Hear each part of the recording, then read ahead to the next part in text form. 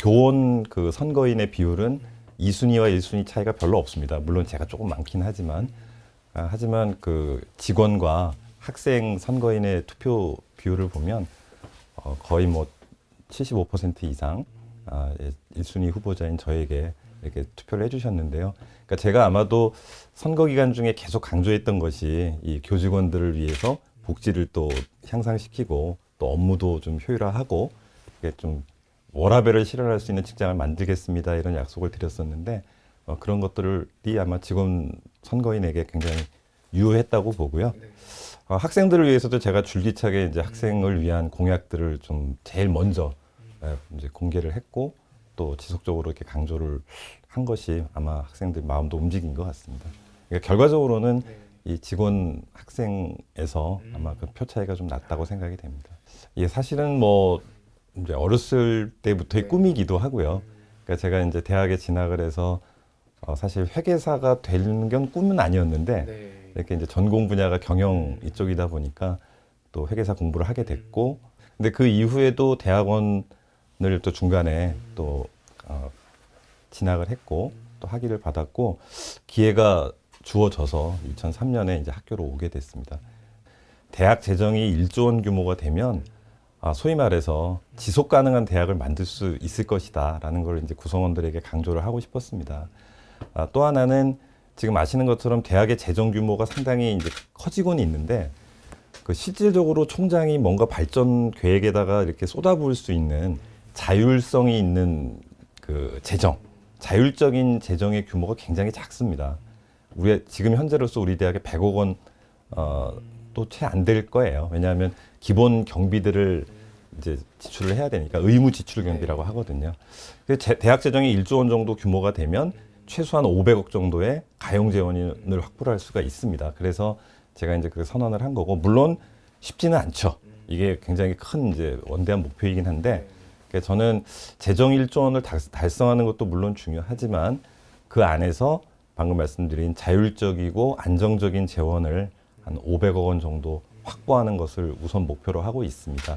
그러기 위해서는 자체 수익금을 늘려야 되는데요.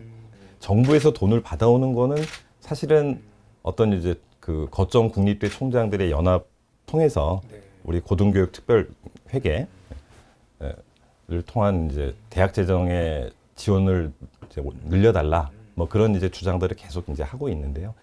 그런 부분들을 자연스럽게 이제 좀 늘어날 수 있을 것이고요.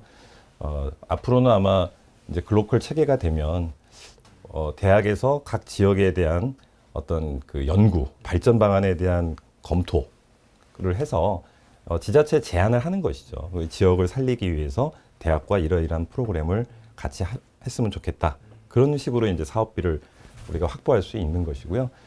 사실은 제일 중요한 거는 학생 충원이죠.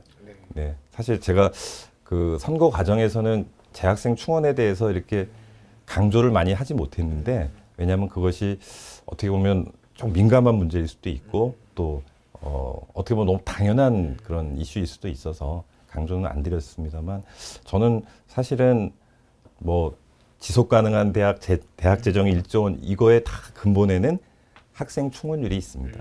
그 충원을 하지 못하면 다 허상이거든요. 지금 많은 사립대학들이 이제 그 재정에 대한 어떤 압박 때문에 더 이상 이제 버티기 어려운 상황으로 가고 있고요. 저희도 뭐 끝까지 이제 글로컬 사업비라든지 재정 지원 사업을 통해서 좀 그 부분을 잘 커버를 해 나가면 좋겠는데, 어느 정도 수준까지 갔을 때 과연 우리가 이걸 버틸 수 있을까? 저는 그러니까 그 어떤 유불리를 잘 판단을 해서 학생들하고도 좀 상의를 하고, 너무 과중하게 한꺼번에 뭐 등록금을 뭐 십몇 %씩 올린다 이런 거는 불가능하겠지만, 어느 정도의 그 대학을 운영할 수 있는 그런 재정 이제 재정 확충을 위해서라도 뭐 등록금의 인상은 아마 우리 대학뿐만 아니고 아마 내년 후년쯤 가면 아마 그런 논의들이 많이 있을 것 같습니다. 근데 물론 뭐 지금 현재 올리겠다는 말씀을 드리는 건 아니고, 그때 가서 국가장학금하고의 그런 문제들을 잘 종합적으로 판단해서 결정하도록 하겠습니다. 이게 통합계획서라고 하는 걸 이미 이제 제출을 하긴 했지만 그 안에 모든 내용을 담을 수는 없죠. 그러다 보니까 어느 주제와 관련해서 약간 이견이 있을 수 있습니다. 뭐 그런 부분들은 당연히 발생할 거고요. 그래서 지금 현재 계획서에 보면 뭐 갈등을 좀 조정할 수 있는 그런 이제 위원회들도 만들어 놨는데요.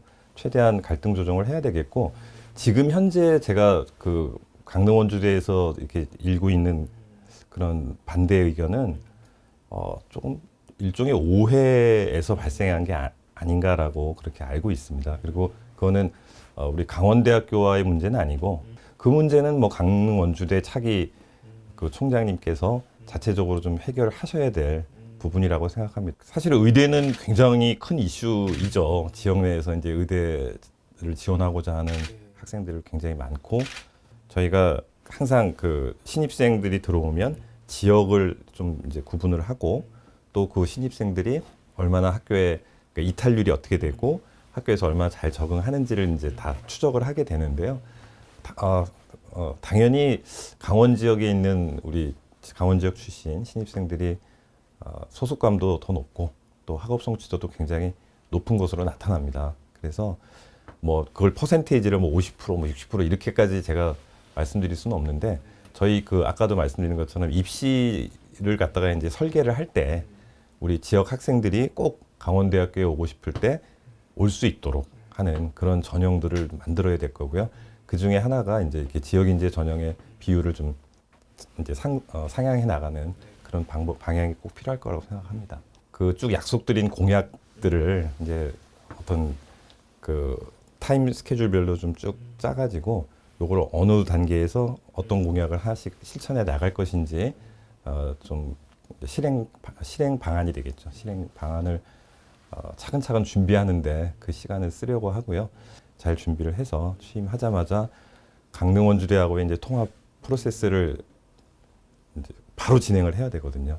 그래서 요 100일 동안은 하시고, 이제 강릉 원주대와의 통합에 대한 제가 관여하는 건 아니고 그 통합 과정에 이제 그 정보를 좀 공유할 필요는 있을 것 같습니다. 제가 어떤 프로세스로 가고 있는지. 예, 그래 아마 저한테도 뭐 의견 조회가 있으면 저도 제 의견을 또 말씀드리면 좋을 것 같고요. 그게 이제 하나의 핵심 주제이고, 아까 말씀드린 이제 공약의 실행 계획을 차근차근 준비하도록 하겠습니다.